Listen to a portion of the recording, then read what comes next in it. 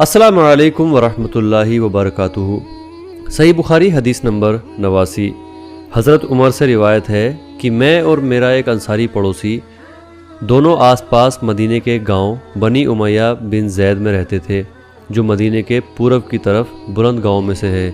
ہم دونوں باری باری نبی کریم صلی اللہ تعالیٰ علیہ وآلہ وسلم کی خدمت شریف میں حاضر ہوا کرتے تھے۔ ایک دن وہ آتا، ایک دن میں آتا۔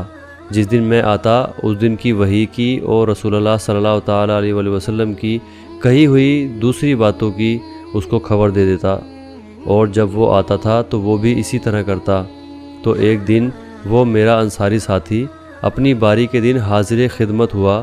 جب واپس آیا تو اس نے میرا دروازہ بہت زور سے کھٹکھٹایا اور میرے بارے میں پوچھا کہ کیا عمر یہاں ہے؟ میں گھبرا کر اس کے پاس آیا۔ وہ کہنے لگا کہ ایک بڑا معاملہ پیش آ گیا ہے، یعنی رسول اللہ صلی اللہ تعالیٰ علیہ وآلہ وسلم نے اپنی بیویوں کو طلاق دے دی ہے۔ پھر میں اپنی بیٹی حفصہ کے پاس گیا، وہ رو رہی تھی۔ میں نے پوچھا کیا تمہیں رسول اللہ صلی اللہ تعالیٰ علیہ وآلہ وسلم نے طلاق دی ہے؟ وہ کہنے لگی کہ میں نہیں جانتی۔ پھر میں نبی کریم صلی اللہ تعالیٰ علیہ وآلہ وسلم کی خدمت میں حاضر ہوا۔ میں نے کھڑے کھڑے کہا کہ کیا آپ صلی اللہ تعالیٰ علیہ وآلہ وسلم نے اپنی بیویوں کو طلاق دے دی ہے؟